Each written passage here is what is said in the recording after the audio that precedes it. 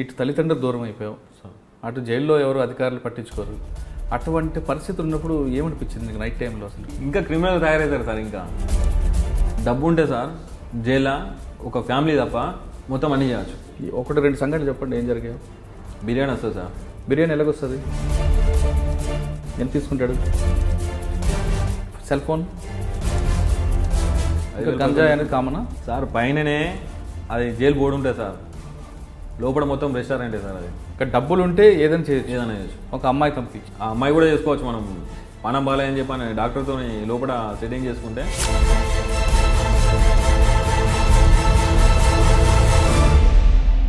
అట్లా కూడా పోయొచ్చు సార్. నేను నవ్వుతారు, మీకు తెలియదు కదా. డబ్బులు ఎక్కడ నీకు? సార్ చెల్లపల్లి జైల్లో. కానీ చెల్లపల్లి జైలు నుండి ఒక అమ్మాయి కోసం బ్రహ్మచారి ఏ విధంగా బయటకు వచ్చాడు, ఎక్కడికి వెళ్ళాడు? అంటే ఏమన్నా నీకు ఆరోగ్యం ఏం బాగాలని చెప్పు.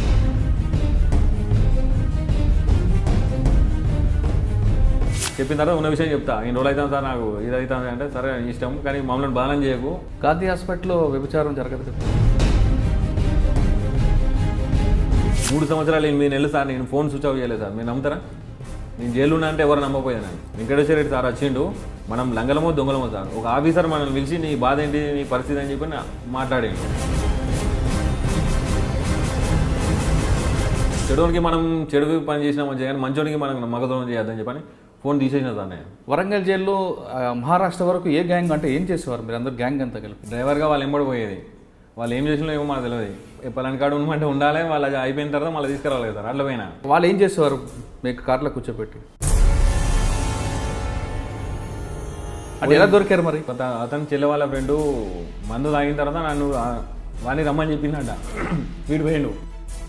ఆ టైంలో ఆమె బయట పడుకునేది, వాళ్ళ అమ్మ బయట పడుకునేది. పోయి పిల్ల రమ్మన్న పిల్ల లోపల పడుకునేది.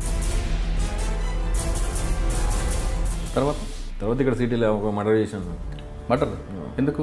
ల్యాండ్ వేరేట్ ఉంది, మ్యాటర్ వేరేట్ అయినది. నేను మాట్లాడడానికి పోయినా, నా పేరు తెలుసు, కానీ ఆ క్యాండిడేట్ నేనని తెలియదు వాళ్ళకి. నా ఏరియా వచ్చి నువ్వు నాతో మాట్లాడుతాను కదా.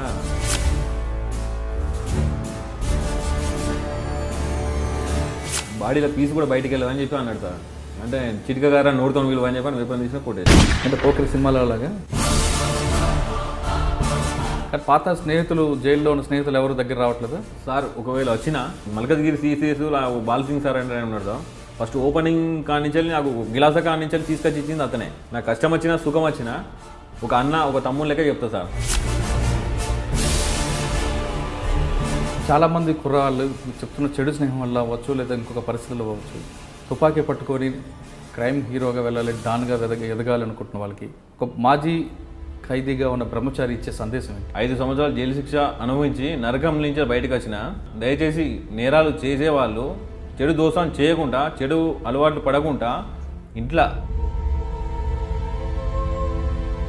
వాళ్ళ తల్లిదండ్రులు చెప్పిన టీని ఎలాంటి తప్పులు చేయకుండా, లైఫ్ ఖరాబ్ చేసుకోకుండా మంచిగా ఉండాలి.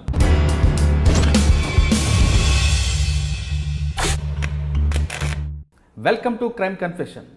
పుట్టిన ప్రతి వ్యక్తి నేరస్తుడు కాడు. నేరం చేసిన ప్రతి వ్యక్తి క్రైమ్ కుటుంబం నుంచి రాడు. పరిస్థితుల ప్రభావంతోనో, చెడు స్నేహంతోనో నేరం చేసి జైలుకు వెళ్ళి అక్కడ మారి బయటకు వచ్చిన వాళ్ళని పరిచయం చేసే ఈ కార్యక్రమంలో ఈ వారం మన గెస్ట్ బ్రహ్మచారి. బ్రహ్మచారి ఏ క్రైమ్ చేసి జైలుకి వెళ్ళారు, ఎన్ని నేరాలు చేశారు, జైల్లో ఉన్న తర్వాత అతనిలో మార్పు తీసుకొచ్చిన వ్యక్తి ఎవరు, జైల్లో ఉన్నప్పుడు అతని కుటుంబం ఎలాంటి కష్టాలు పడింది, జైలు నుంచి బయటకు వచ్చి అతను ఇప్పుడు ఎలాంటి జీవితం కొనసాగుతున్నారు, ఇప్పుడు ఈ జీవనంలో ఎలాంటి ఇబ్బందులు ఉన్నాయా లేదా ప్రశాంతంగా కొనసాగుతున్నాడా అనే విషయాల్ని బ్రహ్మచారి అంటే తెలుసుకుందాం. బ్రహ్మచారి నమస్తే అండి. బ్రహ్మచారి, నేను ఎప్పుడో ఉప్పల్ పోలీస్ స్టేషన్ దగ్గర చాయ్ దుకాణం ఓపెనింగ్ అప్పుడు నేను చూశాను. అసలు మీది ఏ ఊరు, ఎందుకు చెర్లపల్లి జైల్లో దాదాపు 15 సంవత్సరాలు ఉండాల్సి వచ్చింది, ఎలాంటి క్రైమ్ 5 సంవత్సరాలు ఉండాల్సి వచ్చింది, ఎలాంటి క్రైమ్ చేసావు అనే విషయాన్ని ఒకసారి చెప్పు. అది వరంగల్ కాజీపేట దర్గా సార్. అది వరంగల్ కాజీపేట దర్గా. మా నాన్న సింగర్ అని జాబ్ చేసేవాడు బెల్లంపల్లి. అట్లా నాకు చెడు దోసం అలవాటైంది. ఫస్ట్ స్టార్టింగ్ ఒక తప్పు చేసిన, ఆ తప్పు సమర్థించుకోవడానికి ఇంకో తప్పు చేసిన, అట్లా మొత్తం 32 కేసులు అయినాయి. ఈ అందులోనే నా లవ్ మ్యారేజ్. ఈ బెయిల్ మీద నేను బయటికి రాను, నా బ్లడ్ రిలేషన్ మొత్తం దూరం అయిపోయింది, ఎవరు నా దగ్గర రాలేదు. అంటే ఫస్ట్ చేసిన తప్పు ఏంటి? జల్సా జల్సాల కోసం తప్పుదారి అని ఏం చేస్తా ఫస్ట్ క్రైమ్? కొట్టి డబ్బులు తీసుకున్నట్టు స్టార్టింగ్ అది. ఆ ఒక కేసులో జైలుకి వచ్చి ఒక కేసులో బెయిల్ తీసిండు. ఫస్ట్ తప్పు కాబట్టి బెయిల్ తీసిండు. రెండో తప్పు ఏం చేసినా నేను లవ్ మ్యారేజ్ చేసుకున్నా, ఇంట్లో ఇష్టం లేదు. ఈ ఫస్ట్ తప్పు అయిపోయింది, సెకండ్ తప్పు అయిపోయింది కానీ ఇంట్లో వాళ్ళు వదిలేసిండు. నా దగ్గర ఒక వెహికల్ ఉండే, నేను డ్రైవర్గా పోయినా. నేను అట్లా 13 కేసులు అయినాయి నా మీద. అంటే వాళ్ళు ఎంబడి పోయినా, తిన్నా, తాగినా. అప్పుడు అన్నీ ఎంజాయ్లు ఉండే నాకు. 13 కేసులు పెట్టాను. ఇక్కడ వరంగల్ డిస్టిక్, కరీంనగర్ డిస్టిక్, బెల్లంపల్లి, మహారాష్ట్ర, ఇవన్నీ కేసులు 13 కేసులు పెట్టాను. నాకు నిద్ర పడతలేదు. నా దగ్గరికి వచ్చి చూసేటోళ్ళు ఇవ్వలేరు. నాకు స్మోకింగ్ అలవాటు ఉండే. టెన్షన్ ఎప్పుడు చూసినా పారిపోవాలని ఉండే. అట్లా ఒకసారి పారిపోయినా.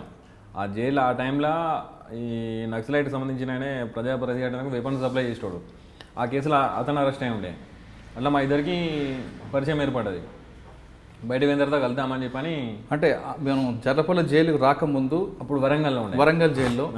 వరంగల్ జైల్లో మహారాష్ట్ర వరకు ఏ గ్యాంగ్ అంటే ఏం చేసేవారు మీరు అందరు గ్యాంగ్ అంతా కలిపి? నేను పోయి బయట ఉండే సార్ డ్రైవర్గా. ఏ బండి మీది? మా కాలేజ్ ఉండే. ఓకే. డ్రైవర్గా వాళ్ళు ఎంబడి పోయేది. వాళ్ళు ఏం చేసినా ఏమో మాకు తెలియదు. పలాని కాడు ఉండమంటే ఉండాలి, వాళ్ళు అది అయిపోయిన తర్వాత మళ్ళీ తీసుకురావాలి సార్. అట్లా పోయినా. కాకపోతే నాకు కూడా సరే డబ్బులు ఇచ్చేది. వాళ్ళు ఏం చేద్దామని నేను అడగలేదు, వాళ్ళు నాకు చెప్పలేదు. అట్లా 13 కేసులు పెట్టిండు. అంటే 13 కేసులు ఎక్కడెక్కడ తీసుకొచ్చారు? వరంగల్ సార్, కరీంనగర్, ఆదిలాబాద్ డిస్టిక్, మహారాష్ట్ర, చంద్రపూర్, ఈ 13 కేసులు అయినా. అంటే వాళ్ళు ఏం చేసేవారు మీకు కార్లో కూర్చోబెట్టి? ఇంట్లో పోయి వాళ్ళని బెదిరించి డబ్బులు అవి తీసుకుని వచ్చేసాం. అట్లా జరిగింది. అప్పుడు ఒకసారి కాకుండా 2 సార్లు 3 సార్లు ఎప్పుడు కూడా మీకు చెప్పలేదు ఏం చేస్తున్నాం వాళ్ళు? తెలియదు. అంటే రెగ్యులర్గా పోయేది మేము. అంటే గ్యాప్ ఇచ్చి పెట్టుకుంటే ఇవాళ ఒక కాడికి పోయినాం కదా, మళ్ళీ నెక్స్ట్ మళ్ళీ పొద్దున్నే మళ్ళీ వేరే కాడికి పోయేది. జైలుకి వచ్చిన తర్వాత అంటే వాళ్ళు దొంగతనం చేసిన తర్వాత, దోపిడీ చేసిన తర్వాత నువ్వు దోపిడీలో ఉండేవాడు కాదు? నీ బయట ఉండేది. వాళ్ళు చేసి పట్టుకొస్తున్నప్పుడు ఎక్కడిదేని అడగలేదు ఎప్పుడు? వాళ్ళకి ఏం చెప్పపోయేది సార్. వాళ్ళు డ్రైవర్గానే వాళ్ళు ఎంబడి పోయేది. వాళ్ళు తిన్నప్పుడు నాకు తినిపించేది, వాళ్ళు అయినప్పుడు నాకు తాగిపించేది. నిజమేనా? డబ్బులు ఇచ్చేది. అప్పటిదాకా నాకు జైలు అంటే ఏంటో తెలియదు నాకు. అంటే ఎలా దొరికారు మరి? ఒక అమ్మాయి విషయంలో దొరికినాం సార్. ఎలాగా? లవ్ కేసులో దొరికినాం అన్నాడు. ఏ విధంగా? ఈ వేరే ఫ్రెండ్ వాళ్ళ చెల్లె, వేరే మా టీములనే అతని చెల్లె వాళ్ళ ఫ్రెండు మందు తాగిన తర్వాత నన్ను వాడిని రమ్మని చెప్పిందంట. వీడు పోయిండు. ఆ టైంలో ఆమె బయట పడుకునేది, వాళ్ళ అమ్మ బయట పడుకునేది. పోయి రమ్మన్న పిల్ల లోపల పడుకునేది. పోయి అమ్మని లేపినాడు. దానికోసం గొడవ అయింది. గొడవ దునకంగా ఇంటి పక్క వాళ్ళు చూసి పలానైనా అని చెప్పి అంటే అట్లా గొడవ అయింది. వాళ్ళ మీద కంప్లైంట్ ఇచ్చి పోలీసుని తీసుకువెళ్ళాను. ఎవరిని? మనతో అనేటోని. అంటే మా టీంలో ఒక వ్యక్తి తీసుకొని పోయిన తర్వాత పొద్దున వస్తా అని చెప్పని పేపర్ రాపించుకొని వచ్చిండు. ఇటు పొద్దున పోకుండా ఎస్కేప్ అయినా దగ్గరికి వచ్చింది అన్నాడు. వీడు ఎవరితో తిరుగుతాడో వాడిని తీసుకుపోయి అమాయకుని తీసుకుపోయి పోలీసులో పెట్టిన తర్వాత సార్ వాళ్ళ ఎంబడి టీం ఉన్నది సార్, ఈ ఎస్ఐ ఏమో అమ్మాయి కోసం అడిగితే వాళ్ళ ఎంబడి టీం ఉన్నది సార్, వాళ్ళ దగ్గర వెపన్స్ ఉన్నాయని చెప్పని ఈ ఉన్న విషయం మొత్తం బయటికి వెళ్ళింది. ఎవరు అమ్మాయి చెప్పిందో? అమ్మాయి కదా. ఇప్పుడు ఎవరైతే క్రిమినల్ ఉన్నాడో ఎస్కేప్ వాడు దొరకకపోతే వాని ఎంబడి ఉన్న ఒక అమ్మాయి కూడా ఉంటాడు. ఎప్పుడైనా సిగరెట్ తాగడానికి, చాయ్ తాగడానికి పోతాడు అన్నాడు. వీనికే తెలిసి ఉంటుంది అడ్రస్ అని చెప్పని పోలీసు వాళ్ళు తీసుకొని కూర్చోబెట్టిండు. కూర్చోటి చెప్పరు ఆడ ఎక్కడ ఉంటాడు ఏం కదా అంటే, సార్ పలానా ఉంటారు సార్, వాళ్ళ ఇటు ఉన్నాయి సార్, వాళ్ళ దగ్గర కారు ఉంది, వెపన్స్ ఉన్నాయి అని చెప్పని ఈ స్టోరీ మొత్తం చెప్పాడు. చెప్పి వాడు వారిపోయిన తర్వాత అట్లాంటి ఒక్కొక్కరిని మొత్తం క్యాచ్ చేసి కేసులు పెట్టిండు. అంటే 18 కేసులు అయిన తర్వాత దొరికారు? 13 కేసులు సార్. 13 కేసులు అయిన తర్వాత దొరికారు. వెపన్స్ ఎక్కడి నుంచి వచ్చాయి? వాళ్ళు అప్పుడు నాకేం సంబంధం లేదు సార్. వెపన్ కోసం తెలియదు, నాకేం కోసం తెలియదు. పట్టుకొని కూడా పట్టుకోలేదు నేను. ఫస్ట్ టైం జైలుకి వచ్చిన తర్వాత ఫస్ట్ టైం ఇంటరాక్షన్ ఏ విధంగా చేశారు? వాళ్ళకే చేసింది సార్. నన్నేమలే రోజు కూడా ఇంటికి పంపించేది. అప్పుడు 10 రోజులు ఉంచుకున్నారు, రోజు కూడా ఇంటికి పంపించేది. కానీ తర్వాత మాత్రం రిమాండ్ చేశారు? రిమాండ్ చేశాను. జైల్లో ఎలాగుంది? వరంగల్ జైల్లో ఫస్ట్ టైం వెళ్ళా సార్. ఏమనిపించింది అప్పుడు? ఏమో అది బతికి వేస్ట్ అనిపించింది సార్. అంటే అమ్మా నాన్న అప్పుడు ఏం బాధపడలేదా? రాలేదు వాళ్ళు. ఇక నాకు మళ్ళీ వాళ్ళు నా దగ్గర రాలేదు. 10 రోజులు ఉన్నా సార్. వేసుకోవడానికి బట్టలు కూడా లేకుండే సార్. అప్పుడు ఇక పారిపోదామని చెప్పని అనుకున్నాను నేను. అప్పుడే ఆ ముఖేష్ శర్మ అనేటైనా పరిచయం అయింది నాకు. ఎవరు? ముఖేష్ శర్మ. ఓకే. ఆయన యూపీ. అదే వెపన్ కేసులో అతను వచ్చిండు. మేము చేసింది ఏం లేదు కానీ పేపర్ స్టేట్మెంట్ పెద్దగా వచ్చింది సార్ మొత్తం.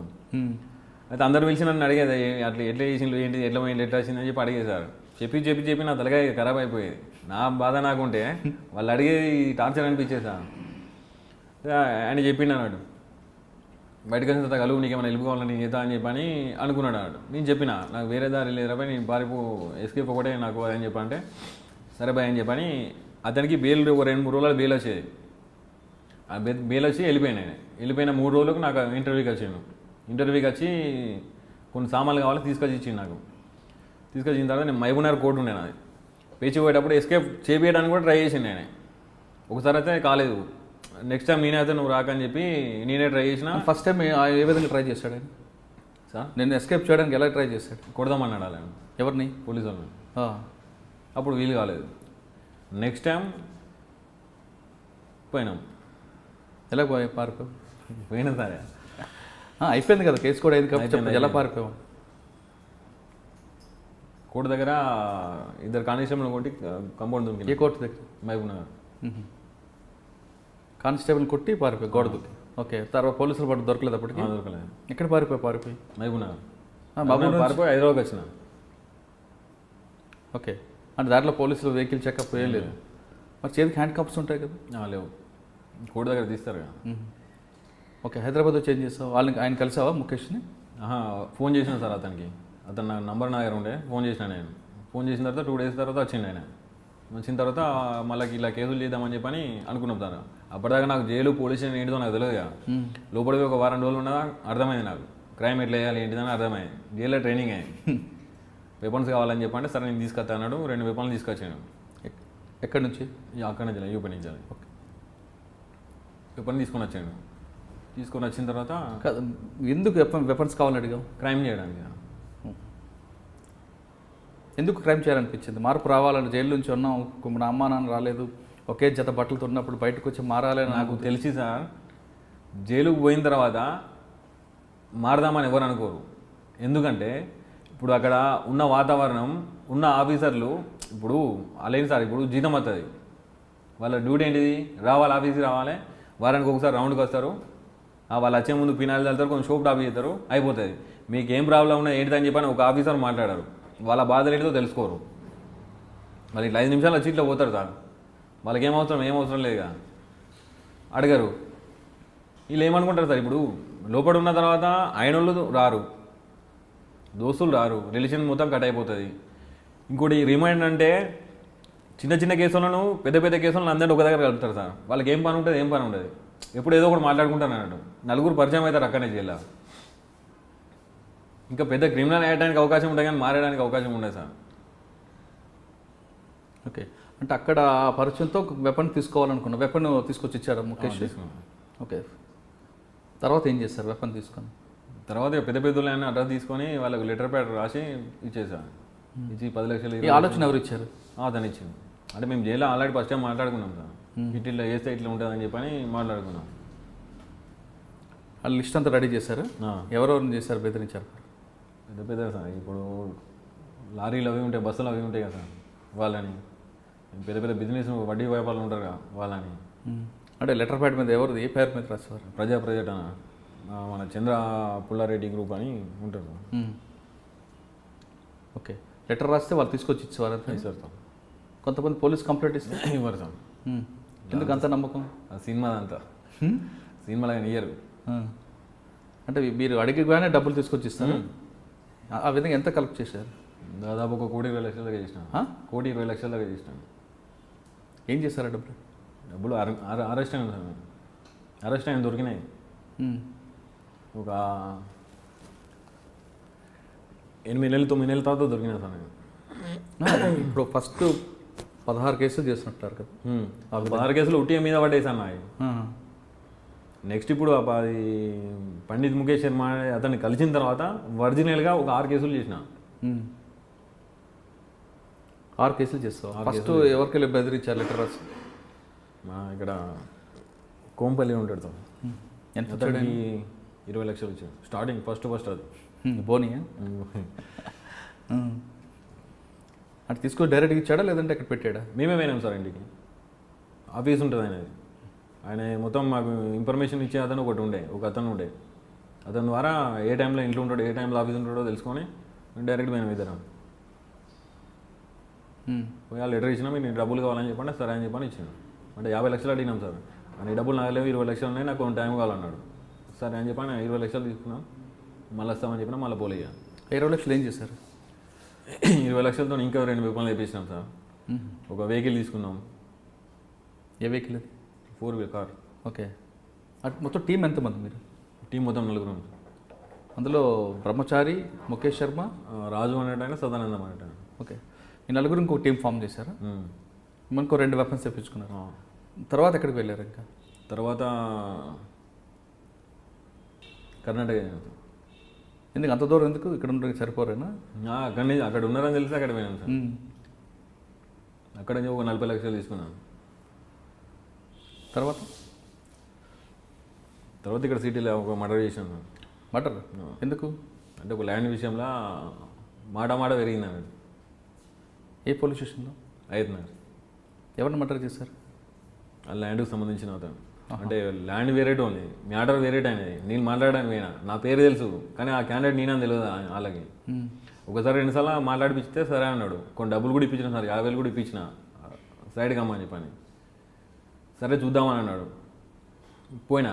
పోయి చెప్పిన, ఆయనకు చెప్పే తీరు చెప్పిన. ఇప్పుడు నాకు 10 కోట్లు ఆస్తుంది సార్, నేనే లేకుండా ఒక ఆశ నా రాదు కదా, ఎందుకన్నా నీకు ఉట్టి వచ్చింది కదా, దాన్ని వదిలేయని చెప్పంటే నా ముందరికి వచ్చి నువ్వు మాట్లాడతావారా అని చెప్పని కొంచెం ఎక్కువ మాట్లాడి నువ్వు మంది అవుతాను ఇట్లే బీర్లు పెట్టి ఉండేది. నా ఏరియాకి వచ్చి నువ్వు నాతో మాట్లాడుతాను కదా, చచ్చిపోడు సంపుడు దాకా మాట్లాడుతాను కదా, ఆడవాడు చారిగాడు తిరుగుతాడట. ఇప్పుడు నువ్వు వచ్చినావు, నా ఎంబడి ఇప్పుడు 10 మంది ఉంటారు సార్. ఆయన ఎంబడి 10 మంది ఉంటారు, చిటికెత్తి ఇంకో 10 మంది అవుతారు, నీ బాడీలో పీసు కూడా బయటికి వెళ్ళదని చెప్పి అన్నాడు సార్. అంటే చిటిక గారా నోరుతో విలువ అని చెప్పి వేపని తీసిన కొట్టేసిన. నిర్ణయం అన్నట్టు కదా. ఫస్ట్ మర్డర్ అదేనా? అంటే పోకరి సినిమాలో లాగా ఏమో సార్, అప్పుడు ఆవేశం మందు తాగిన ఆవేశంలో. నాకు మందల లేదు. ఆయన మందు తాగున్నాడు, వాళ్ళ మంద కొట్టి అసలు బాధ అనిపించలేదు మర్డర్ చేస్తున్నప్పుడు? ఇక ఫీల్డ్ అప్పుడు అట్లా ఉన్నది సార్. మర్డర్ చేసి మరి ఎటు వెళ్ళారు? ఇంటికి పోయాను. పోలీసులు రాలేదా? దొరకలేదు అప్పుడు ఆ కేసులో? లేదు. తర్వాత నెక్స్ట్ క్రైమ్ మనం సాగర్లో చేసినాం సార్. సాగర్లో చేసినాం. ఏంటి? బీడీ ప్రిన్సిపాల్ ఉండే, అతను పోయి బెదిరించాం. ఎందుకు ఆయన ఎందుకు టార్గెట్ చేశారు? అతను ఊళ్ళో సంబంధించిన అతను మాకు ఇంటిమేషన్ ఇచ్చిండు. ఓకే. ఏమన్నాడు ఆయన? ఇచ్చిండు సార్ డబ్బులు. ఎంత? 20 లక్షలు. నెక్స్ట్ క్రైమ్ అయితే వాళ్ళ ఆమెకు కానిస్టేబుల్కు కొన్ని లింక్ ఉండే. మా డ్రైవర్ ఏం చేసిండంటే మాకు చెప్పలేదు, అతను ఫోన్ తీసుకొని వచ్చిండు. మళ్ళీ నేను అతనికి ఫోన్ చేసి చెప్పిన, సార్ ఇలా చిన్న మిస్టేక్ జరిగింది, ఎక్కడ సంగారెడ్డి పోయి ఫోన్ చేసిన సార్, అతను నంబర్ కనుక్కొని చేసిన నేను, ఇలా మిస్టేక్ జరిగింది సార్, ఫోన్ తీసుకొచ్చిండు పంపిస్తా అంటే చెప్పిండు. ఇంకొక 10 లక్షలు కావాలంటే ఇస్తాను, ఫోన్ మాత్రం పడేయండి, నేను సిమ్ బ్లాక్ చేపిస్తా, దయచేసి వాడదు, ఇంకా కావాలంటే 10 ఫోన్లు ఇప్పిస్తా, డబ్బులు కావాలని ఇస్తా అని చెప్పి అన్నాడు. ఎవరు? బీఈడీనా? ఆ ప్రిన్సిపల్ సార్. అంటే ఆయన ఫోన్ తీసుకొచ్చారా? అతని ఫోన్ ఒకటి తీసుకొచ్చింది, నాకు బయటికి పోయిన తర్వాత చెప్పిండు. ఉన్న పరిస్థితులు మళ్ళీ తిరిగి పోలేదు అన్నాడు. ఇప్పుడు వాళ్ళ ఇంటికి పోలీస్ స్టేషన్కి మధ్యలో గోడే ఏం లేదు అంటే వాళ్ళు వస్తారు పోలీసు వాళ్ళు. అట్లాంటి ఇంట్లో పోయినాం. అయితే బయట డ్రైవర్ ఫోన్ తీసుకొచ్చింది నాకు చెప్పలేదు. వాడు దాచిపెట్టుకుంటే ఇది ఒక ఫోన్ చెప్పిండు నాకు. చెప్తాను నేను తెల్లారి సంగారెడ్డి పోయి చెప్పిన, ఇట్లా పొరపాటు జరిగింది సార్ ఇట్లా అని చెప్పంటే, సరే మీరు చేసినందుకు నాకు కొంచెం మనశ్శాంతి ఉంది, లేకపోతే రాత్రి మొత్తం నేను నిద్రపోలేదు, ఇంకా 10 లక్షలు కావాలంటే నేను ఇస్తాను, 10 ఫోన్లు కావాలన్నా కూడా నేను ఇప్పిస్తాను, కానీ దయచేసి ఆ ఫోన్ మాత్రం వాడద్దని చెప్పాను. లేదు సార్ పడేస్తామని చెప్పని నేనే తుక్కు దంచి పడేసిన సార్. అయితే ఆ డ్రైవరు వాళ్ళ బావ అప్పుడు ఎస్పీ ఉండే, రాజేష్ కుమార్ నల్గొండ ఎస్పీ, వాళ్ళ బావ కథ అని చెప్పాడు. ఇలా మా సార్ దగ్గరికి ఇట్లా 3 వచ్చింది, వాళ్ళ దగ్గర వెపన్లు ఉన్నాయి, డబ్బులు తీసుకుపోయినా అని చెప్పాడు. చెప్పి లాస్ట్లో నా ఫోన్ తీసుకుపోయినా అని చెప్పాను. ఆయన ఫోన్ మీద ఈఎంఐ నెంబర్ ఉంటాయి కదా, దాని మీద ట్రాప్ చేసిన అట్లా దొరికినాం. ఇక దొరికిన తర్వాత కేసులన్నీ బయటకు వచ్చినాయి ఆటోమేటిక్గా. అంటే ఫస్ట్ అక్కడ నల్గొండ పోలీసులు దొరికారా? మూడోసారి సార్. ఇక్కడ సాగర్ పోలీస్ స్టేషన్. ఇక లాస్ట్ అదే అరెస్ట్. అంటే అప్పుడు ఇంట్రాగేషన్ ఏం చేశారు మీరు? ఇంట్రాగేషన్ అంటే సార్ ఇప్పుడు నేను దొరికిన తర్వాత ఏమనకపోయేసాను నేను. ఎందుకు? ఇక అంతే, ప్రాపర్టీ దొరుకుతాయి కానీ ఆయనబడి ఎస్ఐ లాలీలు నా రాకపోయేది. సిఐ నుంచి ఏసీపీ మీదనే ఉండేది అన్నట్టు. వాళ్ళు కూడా చెప్పేది ఏమనకుండా కొట్టద్దు, వాళ్ళతో ఎవరు మాట్లాడద్దు, దగ్గర రావద్దని చెప్పని, ఏం తింటా అది తినిపించాలని చెప్పి చెప్పేది అన్నట్టు. అంటే దొరకగానే జరిగిన క్రైమ్ అంతా ఒప్పుకునేవాడు, ప్లస్ ప్రాపర్టీ రికవర్ చూపించు దొరికేది సార్ నాయబడి, వెహికల్ దొరికేది, వెపన్స్ దొరికేది, ఇంకే వాళ్ళకి ప్రమోషన్ ఇంకేమే, వాళ్ళకి పండగ డబ్బులు దొరికేది లక్షలు. ఈ సంపాదన డబ్బులంతా మరి ఏమైనా చేసేవాడవా, లేదంటే పెళ్ళిళ్ళకి వాళ్ళకి ఇచ్చేవాడవా, లేదంటే? సార్ అప్పుడు నాకు నేను పలానా అయినా అని చెప్పి నాకు ప్రూఫ్ లేదు సార్. పోలీస్ స్టేషన్లో అవి ఎఫ్ఐఆర్ అవి రాసుకుంటారు కదా, అవి జైళ్ళల్లో అడ్మిషన్ రాసుకుంటారు కదా, అవి తప్ప నేను పలానా మనిషిని అని చెప్పి నాకు ప్రూఫ్ లేదు. నాకు మా అన్నదమ్ములు కూడా ఎవరు రాలేదు నా దగ్గరికి. కానీ అప్పటికే ప్రేమించి పెళ్లి చేసుకున్నావు కదా మరి ఆమె. నేను వాళ్ళ ఫ్యామిలీ గరీబ్ వాళ్ళు సార్, వాళ్ళకు పూట కూడా లేకపోయేది అన్నాడు. నేను ఎందుకు అనవసరంగా నా వల్ల వాళ్ళని ఇబ్బంది పెడతానని చెప్పి నేను పోకపోయేది, ఫోన్ కూడా చేయకపోయేది. మరి ఆమె ఎప్పుడు నీకు ఫోన్లో కూడా కాంటాక్ట్ అవ్వలేదు? లేదు సార్. ఆమె కూడా ఎప్పుడు చెప్పలేదా క్రైమ్ చేయొద్దని? అది అట్లాంటి సందర్భం రాలేదు సార్. ఆమెతో 5 నిమిషాలు కూడా నేను మంచిగా మాట్లాడపోయేది, ఎందుకంటే నా మనసులో నాకు ఉండేది కదా సార్. ఏమైనా ఉండేది? ఎప్పుడు బాధ సార్. ఇప్పుడు ఇంట్లోకి దూరం అయినా అసలు ఎందుకు ఇట్లా చేసినా, మా వాళ్ళు అందరూ ఎంప్లాయీస్ సార్, సింగరేణి ఎంప్లాయీస్. నేను ఒక్కరిని ఇట్లా అయిపోయినా. నాకు సరే తప్పు చేసినా మరి అట్లా కాదు ఇట్లా అని చెప్పేటోళ్ళు లేరు, నాకు ఇప్పుడు హెల్ప్ చేసేటోళ్ళు లేరు. ఏం చేయాలి, నా లైఫ్ కరెక్ట్ అవుతుందా కాదా అని చెప్పని ఇదే టెన్షన్ ఉండేది సార్. రాత్రి నిద్రపట్టకపోయేది, చక్కగా తిండి తినకపోయేది. డబ్బులు ఉండే సార్, డబ్బులు ఏం చేస్తాం సార్. ఇప్పుడు నా పరిస్థితి ఇదని చెప్పుకునే టోళ్ళు ఎవరైనా ఉండాలి కదా సార్. ఎవరు లేకపోయేది. ఇప్పుడు జైల్లో కూడా ఏంటంటే ఆఫీసర్లందరూ నాకు భయపడి ఒక ఎయిడ్స్ పేషెంట్ వెళ్ళబెడతారు సార్ దూరంలో, అట్లా సింగిల్ లాకప్లో పెట్టేస్తాను నన్ను. ఓకే, అక్కడ నల్లగొండ సాగర్ జైల్లో దొరికిన తర్వాత ఇంట్రాగేషన్ అయిన తర్వాత మొత్తం ప్రాపర్టీ రికవర్ అయిపోయింది. తిరిగి మీకు చర్లపల్లి జైలు పంపారు. అక్కడి నుంచి నల్గొండ పంపించింది సార్. నల్గొండలో నన్ను పెట్టుకోవడానికి భయపడ్డారు. అక్కడి నుంచి చెంచగూడ పంపించారు. చెంచలగూడ కూడా నా కోసం మొత్తం తెలిసి అక్కడ కూడా పెట్టుకోవడానికి భయపడ్డారు. అక్కడి నుంచి మన ఇక్కడ పంపించారు, చెల్లపల్లి పంపించారు. ఎన్ని సంవత్సరాలు ఉన్నారు జైల్లో? 5 సంవత్సరాలు సార్. ఓకే, శిక్ష పడింది అంటే 100 రాళ్ళు ఉన్నా శిక్ష పడగానే 100 రాలేదు సార్. అంటే మొత్తం అన్ని కేసుల్లోనే ఇప్పుడు చెప్పిన అన్ని కేసుల్లో కూడా మొత్తం కేసు మర్డర్ కేసు సహా కొన్ని కేసులు కన్విక్షన్ వచ్చి అన్ని ఎక్విటెడ్ అయిపోయింది. అయిపోయినాయి, మొత్తం అయిపోయినాయి సార్. రిమాండ్ పీరియడ్ అక్కడికి సెటప్ అయిపోయింది. జైల్లో ఉన్నప్పుడు పరిస్థితి ఏ విధంగా ఉండేది చారి? ఇప్పుడు చెప్పినా కదా సార్, నాకు 16-17 సంవత్సరాలు అప్పుడు సార్ ఒంటలు పోతామంటే భయం అయ్యేది సార్. మా అమ్మ లేపోయి అమ్మ ఒంటలు వద్దామని చెప్పని పోయేసేది సార్. అలా పోయిన తర్వాత నాకు గుండె బండ్ అయిపోయింది సార్. ఎందుకంటే అందరూ కష్ట సుఖాలని మాట్లాడుకుంటారు సార్. మా ఇంట్లో అట్లా అయింది, వీళ్ళ ఇంట్లో ఇట్లా అయింది, పోలీసు వాళ్ళు ఇట్లా చేసిండ్రు, మా ఇంటికి వచ్చి ఇట్లా చేసిండ్రు అని చెప్పని ఒక్కొక్కరు ఒక్కొక్క బాధ ఉంటుంది సార్. అంటే ఏం తెలియని తీసుకుపోయి అలా ట్రైనింగ్ ఇచ్చి బయటికి పంపిస్తారు అన్నాడు. అది అంటే జైలు అనేవి ట్రైనింగ్ కాలేజీలు అంటావు సార్. అయితే నిజానికి నేను బయటికి వచ్చిన తర్వాత మ్యాక్సిమం నేనంటే అందరికీ నా పేరు అందరికీ తెలుసు సార్. ఆ క్యాండిడేట్ నేనని తక్కువ మందికి తెలుసు. బయటకు వచ్చిన తర్వాత ఏంది ఒక 2 మర్డర్లు 3 మర్డర్లు చేద్దామనుకున్నాను. ఎవరైనా సిటీలో పెద్ద పేరు పోసిన రౌడీ షీటర్ ఉంటారు కదా సార్, వాళ్ళను మర్డర్ చేసి నేనంటే అందరికీ తెలవాలి, 3 రోజులు బతికి చచ్చిపోయినా మంచిదే అని చెప్పి అనుకున్నాను. అనుకునే టైంలో మన ఈ వెంకటేశ్వర రెడ్డి సార్ వచ్చిండు. నేను అచ్చుడచ్చుడితోనే నన్ను పిలిచి చారి నీకోసం ఒక్కొక్కరు అట్లా ఇట్లా అని చెప్పి అంటే ఎట్లుంటాడో ఇంకా అని చెప్పి అనుకున్నాను. నువ్వు చూస్తే సింపుల్గా ఉన్నావు, వాళ్ళు చెప్పేదానికి నీకు అసలు సంబంధం లేదు అని చెప్పని అన్నాడు. అంటే ఆ విషయం మనం వెళ్ళాక ముందు కొన్ని కేసులు బలవంతంగా పెట్టారని చెప్తున్నాను ఇందాక, నీకు సంబంధం లేకుండా కూడా లేదు సార్, పెట్టలేదు. అంటే మీరు చేసిన కేసులే పెట్టారు. మరి ముఖేష్ శర్మ అప్పుడు ఎక్కడ ఉన్నారు? అప్పుడు ఆయన కూడా దొరికారా? దొరికింది సార్. ఆయన ఏమంటారు? ఎవరు ఆయన ఇప్పుడు ఎక్కడున్నారు? ఆయన బయటికి వెళ్ళిపోయాడు సార్. అంటే నేను బయటికి వెళ్ళే ఒక 2 ఏళ్ళు 3 ఏళ్ళు ముందు ఇదే విషయం సార్తో చెప్పిన సార్. ఇట్లా మన వెంకటేశ్వర సార్తో చెప్పిన సార్, నేను బయటికి పోయిన తర్వాత మళ్ళీ నన్ను పోలీసు వాళ్ళు వాడెక్కడ ఉన్నాడు, నీ కేసు ఒకటి వీడి ఎక్కడ అని చెప్పి ఇబ్బంది పెడతారేమో అని చెప్పిన సార్. అతను ఇంకో 2 ఏళ్ళు 3 ఏళ్ళు అయితే రిలీజ్ అవుతాడు. సారు వాళ్ళతో మాట్లాడాడు. కానీ సాధారణంగా కొన్ని కేసులు కొన్ని చేయని కేసులు కూడా పోలీసులు పెడుతుంటారని ఒక ఆరోపణ ఉంది. అది నాకు తెలియదు సార్, అది అబద్ధం. అది అట్లయితే పెట్టరు, నాకు పెట్టలేదు. ఇప్పుడు బ్యాడ్ సర్కిల్తో చెడు ఫ్రెండ్స్ స్నేహం చేయడం వల్ల ఫస్ట్ క్రైమ్ చేశాను, తర్వాత కంటిన్యూ అయిపోయిందని మీరు చెప్తున్నాం సార్. ఇటు తల్లిదండ్రులు దూరం అయిపోయావు సార్, అటు జైల్లో ఎవరు అధికారులు పట్టించుకోరు.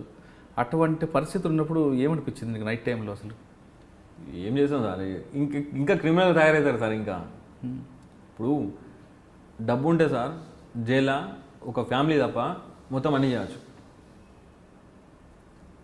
అంటే ఇప్పుడు ఈ వెంకటేశ్వర రెడ్డి సార్, ఇంకో శోభన్ బాబు సార్ జైలర్ ఉన్నారు సార్, వీళ్ళు లేకముందు డబ్బు ఉంటే జైల్లో అన్నీ చేయవచ్చు.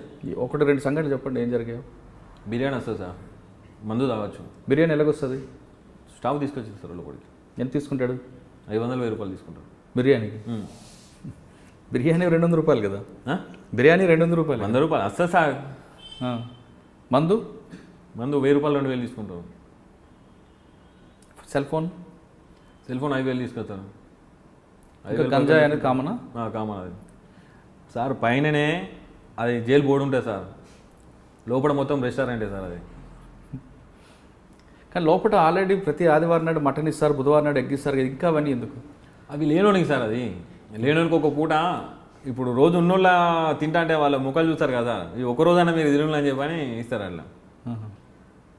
అంటే జైల్లో భోజనం బాగుంటుందా బాగోదన్నా? అప్పుడైతే బాగాలేకుండే సార్, పట్టించుకోరు సార్ ఎవరు. కానీ చాలా మంది ఫ్యాక్షనిస్టులు కూడా నక్సలెట్ ఉండేవారు కదా, వాళ్ళతో ఏమైనా ఇబ్బంది ఉంటుందా జైల్లో? ఏం లేదు సార్. ఆ సినిమాలో చూపిస్తున్నట్లుగా భోజనాల దగ్గర గొడవలు అవ్వడం అంతలేదు. ఇక్కడ డబ్బులు ఉంటే ఏదైనా చేయొచ్చు. ఏదైనా చేయొచ్చు. ఒక అమ్మాయి పంపించి అమ్మాయి తప్పేసి ఆ అమ్మాయి కూడా చేసుకోవచ్చు. మనం పానం బాగాలేదని చెప్పని డాక్టర్తో లోపల సెట్టింగ్ చేసుకుంటే ఆయనే బయట హాస్పిటల్లో రాస్తాడు. ఆ చిన్న ఎస్కట్ ఉంటుంది కదా సార్, వాళ్ళకి 5,000 ఇచ్చి ఇది చేస్తే ఆ నర్సులో రూమ్ ఉంటుంది, దానిలో పోయి రావచ్చు. అట్లా కూడా పోయొచ్చు సార్. నేను నవ్వుతారు, మీకు తెలియదు కదా. ఏ విధంగా వెళ్ళావు? అంటే అమ్మాయి కోసం బయటకు వచ్చావా? పోయేది అట్లా నేను. డబ్బులు ఎక్కడ నీకు? సార్ చెల్లపల్లి జైల్లో కరెక్ట్ చెక్ చేస్తే ఒక 30-40 లక్షలు దొరుకుతాయి సార్. ఒక్కరి దగ్గర 100 రూపాయలు, 50 రూపాయలు, 10 రూపాయలు, 20 రూపాయలు కూడా కనబడదు. 500, 1000 రూపాయలే అప్పుడు. కానీ చెల్లపల్లి జైలు నుండి ఒక అమ్మాయి కోసం బ్రహ్మచారి ఏ విధంగా బయటకు వచ్చాడు, ఎక్కడికి వెళ్ళాడు? Hospital sir treatment. అంటే ఏమన్నా నీకు ఆరోగ్యం ఏం బాగాలని చెప్పు. డాక్టర్తో మాట్లాడితే అయిపోతుంది సార్. డాక్టర్ పెన్ను వాటి రాసిందంటే ఎవరు అబ్జెక్షన్ ఉండే కదా సార్, పంపిస్తారు, ఎస్కార్డ్ ఇచ్చి పంపిస్తారు. ఏ హాస్పిటల్కి వచ్చావు? ఉస్మానియాకి వచ్చినా, గాంధీ పోయినా. గాంధీ హాస్పిటల్లో వ్యభిచారం జరగదు కదా? డబ్బులు లేని వాళ్ళకి సార్, డబ్బులు ఉంటే అన్ని సెట్టింగ్లు జరుగుతాయి సార్. అంటే హాస్పిటల్ పబ్లిక్గా వార్డ్ రూమ్లో ఎలాగ జైలు వార్డు ఉంటుంది కదా? ఇప్పుడు అడ్మిట్ అయితే జైలు వాడు సార్. అడ్మిట్ కాకపోతే మామూలుగా చెకప్ ఇకప్ ఒక అర్ధ గంట సేపు వెయిటింగ్ అంటే మన ఇష్టం.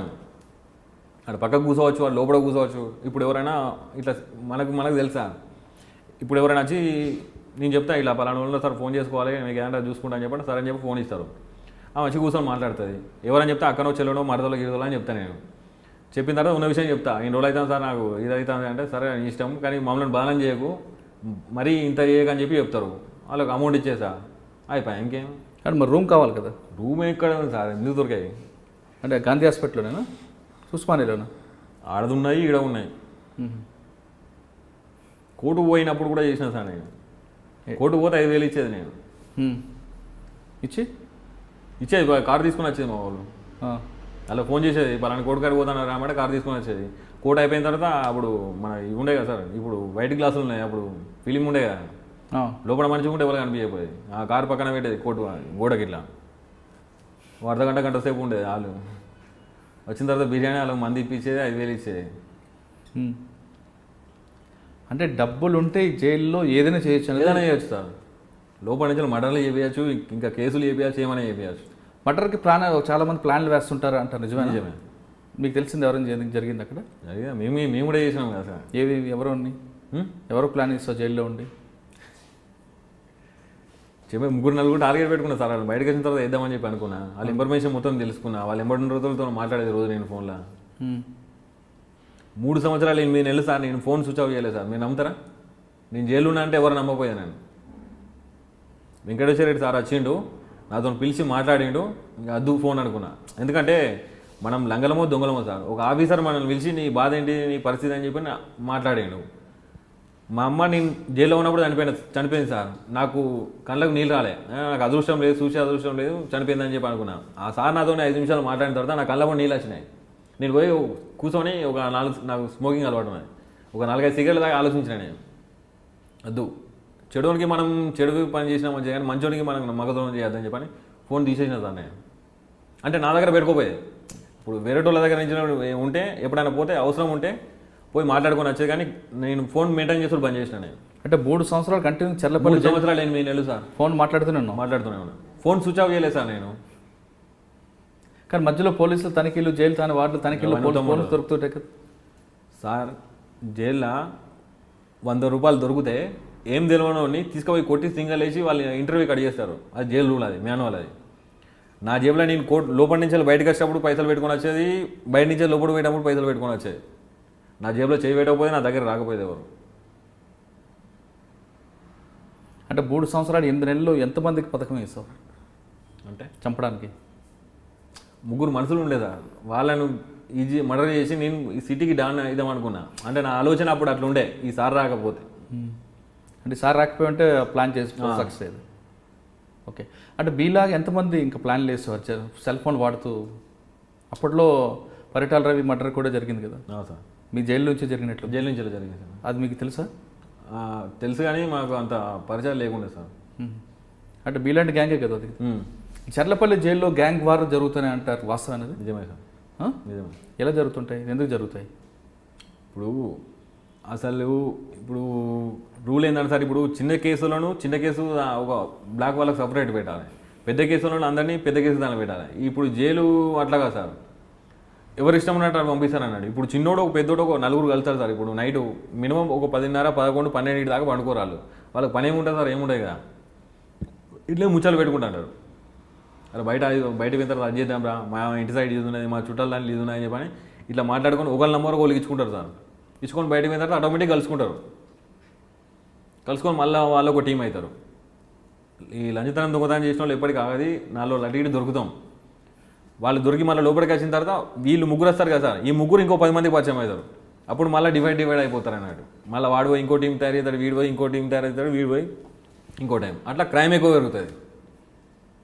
కానీ గ్యాంగ్ వార్స్ ఎందుకు జరుగుతుంటాయి? ఒకరికొకరు కొట్టుకోవడం, చర్లపల్లి జైల్లో ఆ కొట్టుకోవడంలో అడ్డుకున్న వాటర్లపై దాడి చేయడం ఎందుకు జరుగుతుంటాయి? అది ఉట్టిగా సార్, అది కానీ చాలామంది చెప్తుంటారు జైలు వాటర్లపై దాడి అంటుంటారు. కాదు అది పుకార్లు అవి. ఇంతకు ముందు జరిగేది సార్. అది ఎట్లా, గంజాయి తాగే అలవాటు ఉన్నోనికి ఆయనకి గంజాయి లేకపోతే ఆడు మెంటల్ అయిపోతాడు సార్. ఆడు ఒకసారి ఇప్పుడు గంజాయి రావాలంటే డబ్బులు ఉన్నోడు ఆటోమేటిక్గా వచ్చేస్తుంది, అది మెయిన్ గేట్ల నుంచి వచ్చేస్తుంది. డబ్బులు లేనివానికి దొంగసాటున రావాలి. అది ఒక టైంలో రాలేదనుకో ఆడు మెంటల్ అయిపోతాడు ఆటోమేటిక్గా. హాస్పిటల్లో మత్తు ట్యాబ్లెట్లు కావాలి, ఇది లేకపోతే అది లేకపోతే మెంటల్ అయిపోతాడు, కోసుకుంటారు. అప్పుడు ఆడు ఏం చేస్తాడో మనకు అర్థం కాదు. అట్లాంటి చిన్నగా అయితే కానీ పెద్దగా ఈ పేపర్లలో వచ్చి టీవీలో వచ్చినట్టు అయితే కాదు కదా. కానీ నక్సలైట్లతో తర్వాత ఐఎస్ఐ తీవ్రవాదులు వాళ్ళు కూడా ఉండేవారు కదా, వాళ్ళతో అయినా ఎక్కువగా ఘర్షణ వచ్చి ఉండేదా? ఏం లేదు సార్. వాళ్ళు ఎలుగుంటారు అసలు, ఎవరి జాగ్రత్త వాళ్ళు ఉంటారు సార్. అసలు వాళ్ళకి వీళ్ళకి సంబంధం ఉండదు. చర్లపల్లి జైల్లో 5 సంవత్సరాలు ఉన్న బ్రహ్మచారి ఏం నేర్చుకున్నాడు? మరొకసారి క్రైమ్ చేయాలని నేర్చుకున్నాడా, లేదా మారాలని నేర్చుకున్నాడు? మళ్ళీ పెద్ద క్రైమ్ చేద్దాం అనుకున్నా సార్. ఈ మన వెంకటేశ్వర రెడ్డి సార్ వచ్చిన తర్వాత పిలిచి నాతో మాట్లాడింది సార్. అప్పటి నుంచి కొంచెం నాదీనిగా తగ్గించుకున్నాను నేను. ఆ లైఫ్ అది కరెక్ట్ కాదు. మనం కూడా 10 మందితో కలిసి ఉండాలి. మనకంటూ ఒక మంచితనం పేరు, ఇంతకుముందు ఏదో మంచిదో చెడో చేసాం అయిపోయింది, ఇక నుంచి అయినా మంచి జీవితం మనం గడపాలని చెప్పని అనుకున్నా సార్. ఆ సార్ కూడా నాకు మస్తు హెల్ప్ చేసిండు. అంటే నాకు మీరు పూర్తిగా మారాను అని చెప్తున్నావు బ్రహ్మచారి సార్, కానీ క్రైమ్ చేసేటప్పుడు ఒక్కసారి కూడా బాధపడలేదా? ఒక వ్యక్తిని డబ్బులు వసూలు చేస్తున్నప్పుడు కానీ, మర్డర్ చేస్తున్నప్పుడు కానీ, అలాంటి ఆలోచన వాళ్ళు మనలాంటి మనుషులే అని అలాంటి ఆలోచన రాలేదు సార్ నాకు. అంటే తాగినప్పుడు క్రైమ్ చేస్తావా, నువ్వు తాగకుండా? మందలు పడలేదు నాకు, సిగరెట్ ఒకటే తాగుతాను. అంటే సిగరెట్ తాగానే ఫెరిష్ అవుతావా? సరే, వెంకటేశ్వర రెడ్డి గారు అని ఒక అధికారం రావడం నీలో మార్పు తీసుకొచ్చారని చెప్తున్నాం. బయటకు వచ్చిన తర్వాత సొసైటీ నీకు ఏ విధంగా చూసింది? అంటే ఒక పాత క్రిమినల్గా చూసిందా, మారిన మనిషిగా నిన్ను చూసారా? మామూలుగా నేను చూసాను సార్. అంటే బస్తీలో కానీ, ఊర్లో కానీ, ఫ్రెండ్స్లో కానీ, బంధువులో కానీ? నేను ఉండేది అక్కడ సార్. దాదాపు ఈ క్రైమ్ ఫీల్డ్ వచ్చి ఒక 15 సంవత్సరాలు అవుతుంది. జైల్లో ఒక 5 సంవత్సరాలు ఉన్నాయి. 20 సంవత్సరాల నుంచి సార్ నన్ను చచ్చిపోయాలని చెప్పి అనుకున్నాడు. ఇప్పుడు దోస్తాను అనేది నాకేం లేదు సార్. అప్పుడు ఒక క్రిమినల్ను నేను ఎట్లా పోయేదో ఎట్లా వచ్చేది నాకే తెలుసు. నా ఎంబడి నా నీడొచ్చినా కూడా అప్పుడు నమ్మే పరిస్థితి లేదు. అయితే ఇప్పుడు ఈ సూపరింటెండెంట్ సార్ ద్వారా కమిషనర్ సార్ దగ్గర పోయినా సార్. పోయిన తర్వాత crime DCP sir Naveen Kumar సార్కు చెప్పిండు, ఇతరికి ఏమైనా షాప్ పెట్టి ఇది చేయాలి అని చెప్పిండు సార్. ఓపెనింగ్ రోజు పేపర్లో వచ్చింది సార్. ఆ పేపర్ కటింగ్తో మా అన్న వాళ్ళ కొడుకుంటాడు సార్ మహబూబ్ నగర్లో, మన వివో ఫోన్కు అది డిస్ట్రిబ్యూటర్. ఆ పేపర్ కట్ చేసుకొని అడ్రస్ పట్టుకొని చూసుకుంటూ వచ్చిండు సార్. వచ్చి పట్టుకొని ఏడ్చిండు. వాడు పోయి మా అన్నలకు అందరికీ చెప్పిండు సార్. చెప్పిన తర్వాత వీళ్ళు నాకు ఫోన్ చేయాలన్నా కూడా మళ్ళీ ఏమైనా అవుతా అని అడిగేటోళ్ళు అన్నట్టు. మళ్ళీ ఈ సార్తో చెప్పిన, నేను సూపరింటెండెంట్ సార్తో చెప్పిన, సార్ ఇట్లా సంగతి అంటే వాళ్ళ నంబర్ నాకు అని చెప్పని నంబర్ తీసుకున్నాడు సార్. వాళ్ళతో మాట్లాడాడు, మీ దగ్గరికి ఎవరైనా వచ్చి ఇబ్బంది పెడితే నా ఫోన్ నెంబర్ వెళ్ళి నేను మాట్లాడతా, మీరు ఒకసారి రాను అని చెప్పని వాళ్ళందరినీ పిలిచింది సార్. ఇదే విషయం మన నవీన్ కుమార్ సార్ కూడా చెప్పిన, సార్ ఇట్లా సంగతి అంటే ఆ సార్ కూడా మాట్లాడింది సార్. మాట్లాడిన తర్వాత వాళ్ళకి కౌన్సిలింగ్ ఇచ్చిండు. ఇప్పుడు వానికి మాకేం సంబంధం లేదు, మేము ఒక ఆఫీసర్ము. వాడు మారినా మా జీతం మాకు వస్తుంది, వాడు మారపోయినా మా జీతం మాకు వస్తుంది. వాడిని నమ్మి వాడికి మంచి దారిలో నడవాలని చెప్పని మాకు అవసరం లేదు. వాడు చెడిపోయినా మాకేం రాదు, మంచిగా మాకేం పెట్టాడు. కాకపోతే మనం మనుషులం. ఈ జైల్లో ఎంతమంది ఎట్లా బాధలు ఉంటారో మాకు తెలుసు. ఒక అవకాశం ఇచ్చినాం. ఇప్పుడు ఇన్ని రోజులు మీ బ్లడ్ రిలేషన్ దూరం అయింది కదా, ఇప్పుడు మీరు దగ్గరికి వస్తే వాడు మళ్ళీ రాంగ్ చెడుదారి అని అర్థమనే ఉద్దేశం ఉన్నా కూడా వద్దు మళ్ళీ అందరూ దూరం అవుతారు, ఇన్ని రోజులు ఇంత నరకం అనిపించిన కదా అని చెప్పని అట్లా మనసు మారుతుంది. మీ దగ్గరికి ఎవరు రారు, మిమ్మల్ని ఎవరు ఇబ్బంది పెట్టరు అని చెప్పండి సార్ సూపరింటెండెంట్ సార్ నంబర్ ఇచ్చిండు, క్రైమ్ డీసీపీ సార్ అది నవీన్ కుమార్ సారు నంబర్ ఇచ్చింది సార్. అప్పటి నుంచి నేను వాళ్ళ ఇంటికి పోడు, వాళ్ళ నా ఇంటికి వచ్చుడు అట్లా జరుగుతుంది సార్. తర్వాత కాఫీ ఇప్పుడు చాయ్ దుకాణం పెట్టిన తర్వాత పోలీస్ స్టేషన్ దగ్గర సార్ మీరు చెప్పినట్లు బంధువులందరూ దగ్గర రావడం, మళ్ళీ మీ కుటుంబం ఏర్పడడం, మీ ఫ్యామిలీ అంతా ఉండడం, ఇప్పుడు ఏమనిపిస్తుంది? ఇప్పుడు మంచి హ్యాపీ సార్. అంటే మరొకసారి బ్రహ్మచారి అంటే భయపడుతున్నారా లేదా నేను మరి చారీగానే చూస్తున్నారా? మామూలు సార్. కానీ బ్రహ్మచారి లాంటి వాళ్ళు కొంతమంది మారేమో అనే ముసుగులో మరొకసారి క్రైమ్ చేస్తున్నారని పోలీసులు అంటున్నారు, వాస్తవం? అది సార్ కరెక్ట్ మనిషి అయినోడు అయితే ఈ అవకాశం రాదు సార్. సరే మనల్ని నమ్మి ఒక దారిలో పెట్టిండ్రు, అది తప్పు చేస్తే ఆడు మనిషి కాదు సార్, ఇక బతికి వేస్ట్. ఇక కానీ బ్రహ్మచారి నేరం చేయకపోవచ్చు, కానీ మరి కొంతమంది నేరాలు చేస్తూ తిరిగి పోలీసులకు అరెస్ట్ అవ్వడం జరుగుతుంది, సంఘటనలు జరుగుతున్నాయి కదా సార్. ఇప్పుడు అట్లే ఎట్లా అంటే సార్, ఇప్పుడు మొన్న నాకు కూడా జరిగింది సార్. ఇప్పుడు షాపు పెట్టించింది సార్. ఇప్పుడు బ్లాక్లో కొంతమంది మందు తెల్లదాకా అమ్ముతారు, అది తప్పు కాదు. ఎందుకంటే వాళ్ళకి మామూలు వస్తాయి, వాళ్ళ దగ్గర పోయి అడుగుతారు. మీ మామూలు ఏం మా దగ్గరికి వచ్చి అడగారు కదా. ఇప్పుడు నవీన్ కుమార్ సార్ ఇక్కడ క్రైమ్ డీసీపీ ఉన్నప్పుడు 24 hours పర్మిషన్ ఉండేదా, మా దగ్గరికి ఎవరు రాలే. అవసరం కూడా పెట్రోలింగ్ జీప్ నాకు సెక్యూరిటీ ఉండేది, ఏమైనా గొడవలు కాకుండా ఉండేది. ఈ మధ్యలో ఒక ఎలక్షన్లో ఒక 6 నెలలు ఉన్నదనగా 11:30కు బంద్ చేయమన్నారు సార్.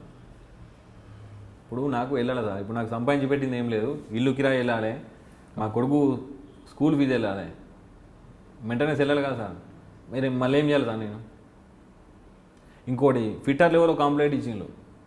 ఫిట్టర్ ఉంటుంది కదా సార్, ఈ ఫిట్టర్ దానిలో కంప్లైంట్ ఇచ్చిండ్రు ట్రాఫిక్ పొల్యూషన్. ఎట్లా అంటే మంచి పెద్ద పెద్ద ఎమ్మెల్యే వాళ్ళ ఇల్లులన్నీ రోడ్ డివైడర్ తీసేస్తాను, ఈ టీ స్టాల్ ఇక్కడ ఎందుకు పెట్టిన పోలీసులకు మీకు ఏం సంబంధం ఉంది అని చెప్పని కంప్లైంట్ ఇచ్చింది. అప్పుడు పాత ఆఫీసర్లందరూ లేరు కదా సార్, ఆ సీఎన్ఎల్ పిలిచి వేరే ప్లేస్ చూసుకో అని చెప్పని సింపుల్గా అయిపోయాడు. చెప్తా సార్తో నేను చెప్పిన, సార్ వేరే ప్లేస్ చూసుకోమని చెప్తాను కరెక్టే, ఇప్పుడు నేను పోయి పెట్టుకుంటా అంటే పెట్టుకుంటారా సార్? నన్ను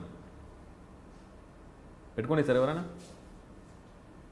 ల్యాండ్ ఆర్డర్ పోలీసు వాళ్ళు వచ్చి ఫస్ట్ పెడితేనే పెద్ద గొడవలు జరిగినాయి, ఆఫీసర్లు అప్పుడు మంచిగా ఉండే సపోర్ట్ ఇచ్చి అది పరిస్థితి ఇట్లున్నది, మీరు ఆ జోలికి పోదని చెప్పని వాళ్ళను తిట్టి బెదిరించి ఇచ్చేసిండ్రు. ఇన్ని సంవత్సరాల నుంచి ఒక దగ్గర నేను ఉంటానా, ఇంతకుముందు నాకు కిరా వర్రాస ఏం లేదు, ఇప్పుడు పలాని కాడు ఉంటానా పలాని నోడా అని చెప్పి తెలుసు. ఇప్పుడు తీసేయమని చెప్పి సింపుల్గా అయితే ఎట్లా సార్ అని చెప్పని హోమ్ మినిస్టర్ దగ్గర తిరిగినా సార్, మన నవీన్ కుమార్ సార్ దగ్గర పోయినా, మన ఈ సూపరింటెండెంట్ సార్ దగ్గర పోయినా. ఏమంటారు వాళ్ళు? 3 నెలలు అవుతాను సార్ తిరిగినా నేను. నవీన్ కుమార్ సార్ దగ్గర పోతే సిఐకి ఫోన్ చేసి తిట్టిండు. తిడితే మళ్ళీ సీఐ ఏమన్నాడంటే ఒక 10 రోజులు ఆగు, ఇప్పకు అసలు మళ్ళీ కంప్లైంట్ ఏమవుతుందో చూద్దాం అని చెప్పని అట్లా 15 రోజులు పని చేయించండి సార్ నాకు.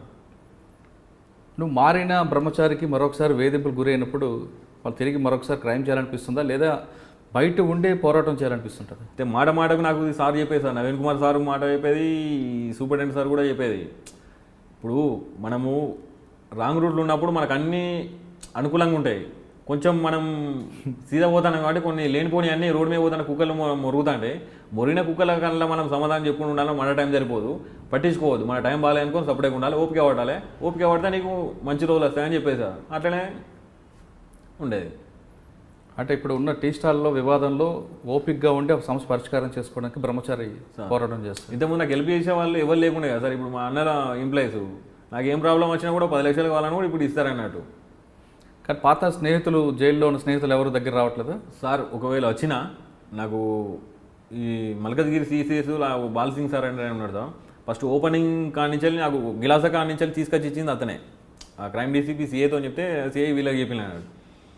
నాకు కష్టం వచ్చినా సుఖం వచ్చినా ఒక అన్న ఒక తమ్ముడు లెక్క చెప్తా సార్. ఇప్పుడు ఎవడన్నా జైలు నుంచి రిలీజ్ అయినా కూడా నాకు కలిసినా కూడా సార్ ఇట్లా సంగతి సార్ ఆయనతో మాట్లాడతా సార్ అని చెప్పని. ఎందుకంటే ఇప్పుడు నేను కష్టమో సుఖమో అన్ని సంవత్సరాలు నేను లోపల అనుభవించి వచ్చిన సార్, నాకు ఒక దారి దొరికింది. వాడు కూడా చెడిపోవద్దు, వాడికి చెప్పి చూద్దాం సార్ అని చెప్పని ఆ సార్ ద్వారానైనా లేకపోతే నేనైనా ఆ సార్తో చెప్పి అతను మాట్లాడి ఇది చేసాను సార్. అతను చెప్పేది నువ్వు మంచిగా ఉందామనుకుంటే నా దగ్గర రారా, నీకేమైనా సపోర్ట్ కావాలంటే నేను చూసుకుంటా, పోలీసు వాళ్ళతో ఏమైనా ప్రాబ్లం ఉందా, ఇంకా బయట ఏమన్నా నీకేమైనా హెల్ప్ కావాలా నేను చేస్తాను మంచితనంగా. అంటే నువ్వు మారడం కాకుండా నీలాంటి వాళ్ళు కూడా మార్పుకు నువ్వు చాలా మంచి పని చేస్తున్నావు. అయితే బ్రహ్మచారి చాలామంది కుర్రాళ్ళు చెప్తున్న చెడు స్నేహం వల్ల అవ్వచ్చు లేదా ఇంకొక పరిస్థితుల్లో అవ్వచ్చు, తుపాకీ పట్టుకొని క్రైమ్ హీరోగా వెళ్ళాలి, డాన్గా ఎదగాలి అనుకుంటున్న వాళ్ళకి ఒక మాజీ ఖైదీగా ఉన్న బ్రహ్మచారి ఇచ్చే సందేశం ఏంటి? అది కరెక్ట్ కాదు సార్. అది లైఫ్ కాదు అది. చెప్పండి, ఏం చేస్తే బాగుంటుంది పిల్లలు? ఇప్పుడు ఈ కొంత యూత్ అంతా కూడా పెడదరవ పడుతున్నారు, చెడు దొరవకు వెళ్ళాలని ప్రయత్నం చేస్తున్న వాళ్ళకి బ్రహ్మచారి చెప్పే సలహా ఏంటి? 3 రోజులు ముచ్చడు సార్ అది. లైఫ్ ఖరాబ్, అది కరెక్ట్ లైఫ్ కాదు అది.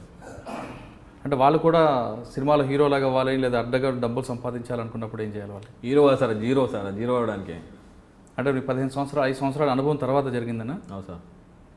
ఇప్పుడు సార్ ఇప్పుడు నాకు 100, 50, 500, 1000 రూపాయలు వస్తున్నాయి సార్. ఇప్పుడు నా భార్య పిల్లలతోని తలుపు తీసి పండుకున్నా కూడా ఏం సపోర్ట్ అయినా కూడా నాకు ఎలాంటి భయం లేదు. రుబాబుగా ఇప్పుడు ఎవరు వచ్చినా కూడా పోయి మాట్లాడతాను నేను.